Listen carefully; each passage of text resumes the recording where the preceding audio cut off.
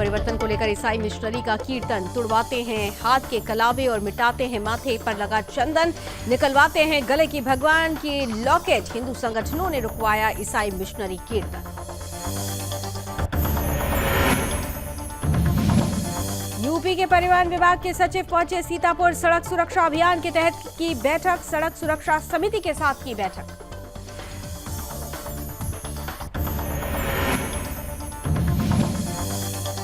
मुरादाबाद में जिलाधिकारी ने बाढ़ प्रभावित क्षेत्रों का किया निरीक्षण। डीएम ने ग्रामीण क्षेत्रों में भ्रमण कर लिया जायजा। बरसात से फसलों का हुआ भारी नुकसान।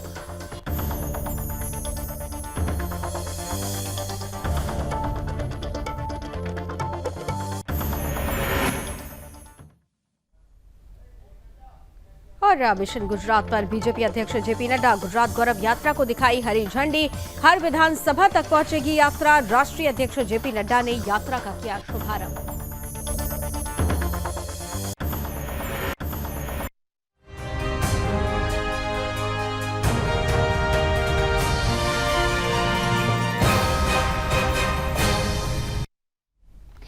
नमस्कार, आपका राज आपकी खबर देख रहे हैं आप। आपके साथ मैं हूं लावनी विनीत। आइए बुलेटिन की शुरुआत करते हैं देश की आबादी वाले सबसे बड़े राज्य उत्तर प्रदेश के साथ, जहां जनपद बरेली के बड़े हनुमान मंदिर में उस समय हड़कंप मच गया जब जुबैर नाम के व्यक्ति ने रोहित बनकर हनुमान मंदिर में रंगे हाथों चोरी करते हुए उसे धर दबोचा गया।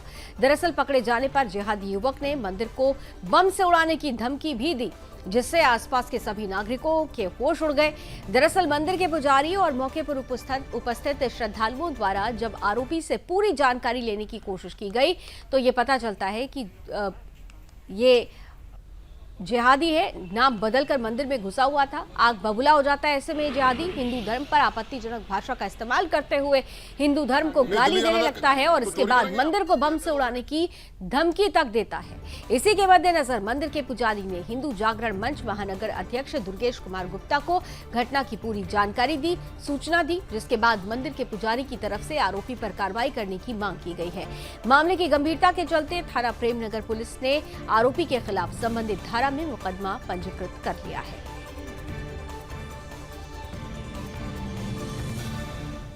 तो चोरी करें।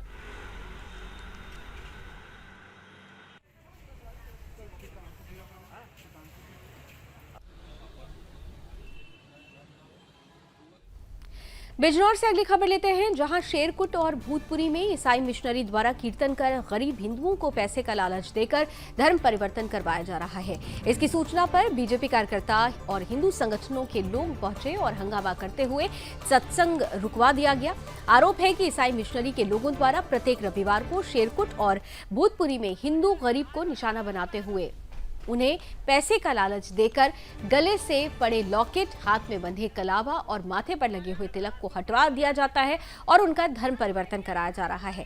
जब इसकी सूचना आरएसएस और अन्य हिंदू संगठन को लगी तो उन्होंने ईसाई मिशनरी का ये ड्रामा रुकवा दिया और षड्यंत्र पर हल्ला बोल दिया।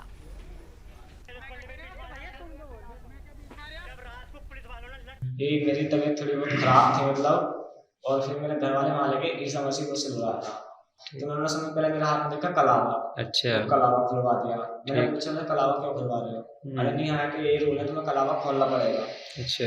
फिर उन्होंने शेरा वाली वो देखी मूर्ति, वो भी निकलवा दी। ठीक है। और जो वहाँ पर बाकी सब थे, सबके गले में ईसा मसीह की मूर्ति थी और मुझसे ये बोल रहे थे कि तेरे घर में कोई पूजा नहीं होगी।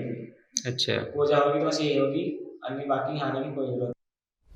इधर उत्तर प्रदेश के शासन के प्रमुख परिवहन विभाग के सचिव वेंकटेश्वर लू ने सीतापुर में सुरक्षा अभियान के अंतर्गत जिले की सड़क सुरक्षा समिति की समीक्षा बैठक करने पहुंचे। कलेक्ट्रेट सभागार में अधिकारी संघ बैठक कर सड़क सुरक्षा अभियान के अंतर्गत जनपद में प्रशासन के द्वारा क्या कार्रवाई की जा रही है, इसके संबंध में परिवहन विभाग सचिव ने जानकारी भी ली।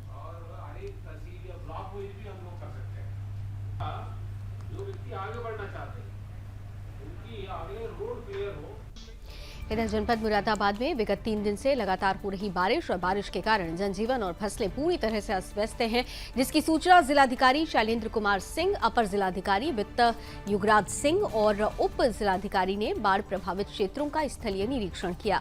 भारी वर्षा से फसलों को हुए नुकसान का ग्रामीण क्षेत्रों में भ्रमण कर जायजा लिया गया। साथ ही अधिकारियों ने ग्रामीणों से भी बातचीत की। भ्रमण के दौरान ये पाया गया कि बासमती और सरबती धान की फसल खेतों में गिर गई है। कृषकों से जिलाधिकारी द्वारा वार्ता भी की गई तो उनके द्वारा बताया गया कि जो फसलें नीचे गिर गई हैं उसमें काफी नुकसान हुआ है। जिलाधिकारी द्वारा इस मौके पर कृषकों को बताया गया कि जैसे ही वर्षा बंद हो जाएगी, राजस्व की टीम के माध्यम से फसलों को हुई क्षति का आकलन कराकर कृषि निवेश अनुदान प्रभावित कृषकों को दिए जाने की कार्रवाई की जाएगी। इसके साथ ही साथ जिलाधिकारी द्वारा बताया गया कि जिला प्रशासन ने भारी बरसात के दृष्टिगत सभी तैयारियां पूरी कर ली हैं और किसी भी क्षेत्र में किसी भी तरह की कोई समस्या और परेशानी नहीं होने दी जाएगी।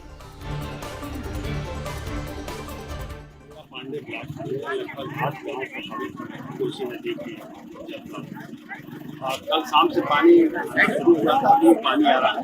हम लोग पूरी टीम बारिश पे सतर्क निगाह रखी हुई है और जैसे ही पानी कम होता है हम लोग इसका सर्वे कराएंगे और जो भी किसानों के उचित मुआवजा सरकार द्वारा देगी।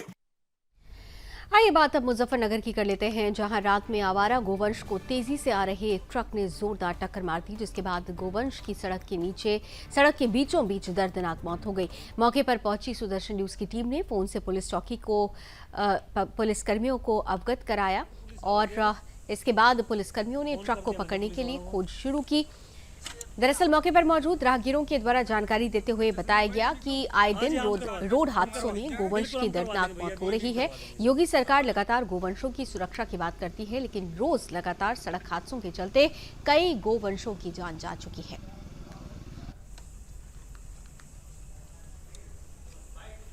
सर हम अभी पीछे से आ रहे थे, पीछे से आने से बाद में ना ट्रक वाला आ रहा था। जैसे हम पीछे रहे ट्रक से, वो इतनी देर से आ गया, वो उसको टक्कर मार के चला गया। सर तो जानकारी तो देनी पड़ेगी, जब कोई कार्रवाई नहीं कर रहा, पुलिस वालों को फोन किया, कोई जवाब नहीं दिया अब तक उन्होंने। सर हम पीछे से आ रहे थे और आगे ट्रक वाला जा रहा था तो इसको गाय को टक्कर मार के चला गया। आए दिन रोड पे एक्सीडेंट हो रहे हैं। योगी सरकार कह रहे थे कि हम गौ माता की रक्षा करेंगे, डेली हादसे हो रहे हैं पशुओं के साथ। प्रशासन कोई कार्रवाई नहीं कर रहा। पुलिस वालों के पास फोन किया, उन्होंने बोला हम पुलिस चौकी पर। बात कर लेते हैं नानपारा की, जहां राकेश टॉकीज के पास देर शाम एक युवक पर धारदार औजार से दबंगों ने हमला कर दिया। इसके बाद सभी बदमाश मौके से फरार हो गए। दरअसल हमले के कारण युवक के गले और सिर पर गंभीर चोटें आईं, जिसके बाद घायल युवक को अस्पताल भेजा गया, जहां घायल युवक की हालत गंभीर होने पर उसे लखनऊ मेडिकल कॉलेज रेफर कर दिया गया। घटना की सूचना पर पहुंची पुलिस ने मामला दर्ज कर जांच शुरू कर दिया है।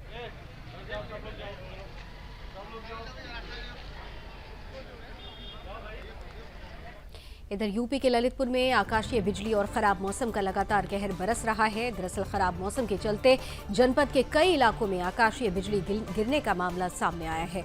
बिजली गिरने से ग्राम सौरई, सीरोन, सुकलगुआ और गिरार में भीषण तबाही देखने को मिली है। इसके चलते ग्राम सुकलगुआ में बिजली की चपेट में आने से एक ग्रामीण और 2 बकरियों की मौत हो गई।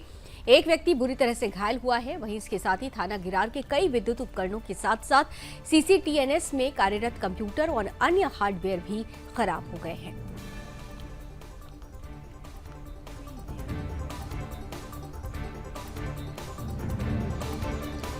इधर हरदोई जनपद की कछौना पतसैनी नगर पंचायत की लापरवाही का खामियाजा सामुदायिक स्वास्थ्य केंद्र कछौना को भरना पड़ रहा है। दरअसल बरसात होने के कारण सामुदायिक स्वास्थ्य केंद्र तालाब में तब्दील हो गया। डॉक्टरों के द्वारा ये बताया गया कि कई बार लिखित शिकायत पत्र कछौना नगर पंचायत और उच्च स्तरीय अधिकारियों को दी जा चुकी है, बावजूद इसके समस्या का अभी तक कोई समाधान नहीं निकल पाया है। मुख्यमंत्री के निर्देश के बावजूद भी मुख्यमंत्री के निर्देशों की धज्जियां उड़ाई जा रही हैं। मुख्यमंत्री ने निर्देश जारी किया था कि बरसात का पानी कहीं पर भी एकत्रित ना हो, लेकिन कछौना नगर पंचायत की लापरवाही का खामियाजा कछौना सामुदायिक स्वास्थ्य केंद्र को भरना पड़ रहा है। जिसके चलते सामुदायिक स्वास्थ्य केंद्र तालाब में तब्दील हो गया है। वहां पर आने वाले मरीजों को काफी दिक्कतों का सामना करना पड़ रहा है।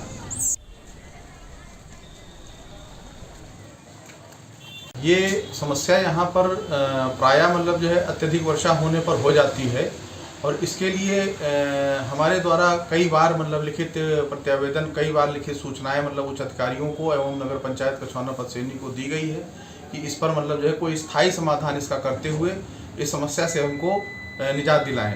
लेकिन अभी तक कोई भी इसके पीछे अस्थायी समाधान नहीं किया जा सका है और ये जब यहाँ पे अधिक जल वर्षा होती है तो ये स्थित हो जाती है, पूरा का पूरा सेसी जलमग्न हो जाता है। 2 से 2.5 फुट पानी परिसर में।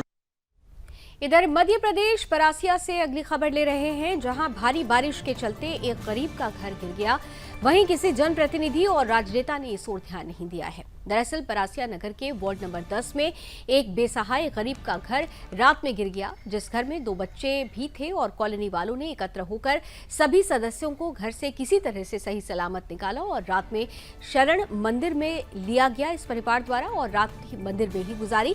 अभी तक इस गरीब से मिलने ना तो कोई शासन का प्रतिनिधि पहुंचा है और ना ही कोई जनप्रतिनिधि। अब ये गरीब गुहार लगाते हुए सहयोग की मांग कर रहे हैं।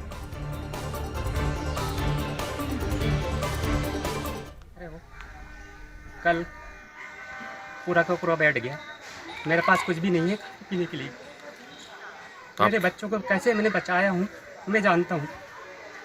सरकार से यही उम्मीद रखता हूँ कुछ मेरी व्यवस्था हो जाए तो ठीक है। सर कल रात में गिरा है अचानक ही, मंदिर पर है बाहर, अभी भी सामान बाहर। इधर महाराष्ट्र के ठाणे से खबर ले रहे हैं, जहां अंबरनाथ रेलवे स्टेशन के प्लेटफॉर्म नंबर 1 और 2 पर महत्वपूर्ण पैदल पुल की मरम्मत का काम प्रगति पर है। वहीं पुल की हालत खराब थी और विभिन्न स्थानों पर रेलिंग टूट गई थी। इस स्थिति में नागरिक इस पुल का उपयोग कर रहे थे। कई दुर्घटनाओं के कारण नागरिक घायल भी हो गए, इसलिए प्रशासन ने इस पुल को तोड़कर नया पुल बनाने का काम अपने हाथों में ले लिया है। लेकिन नागरिकों के लिए कोई अन्य वैकल्पिक पैदल पुल नहीं होने के कारण यात्री पटरियों के पार यात्रा कर रहे हैं।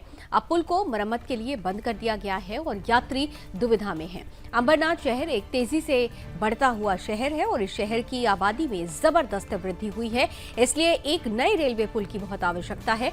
वर्तमान में करजन की ओर पुल बंद होने के कारण यात्रियों ने अपनी जान जोखिम में डालकर सीधे रेलवे ट्रैक पर सफर करना शुरू कर दिया और ट्रेन इससे गुजरने पर दुर्घटना की आशंका निरंतर बनी रहती है।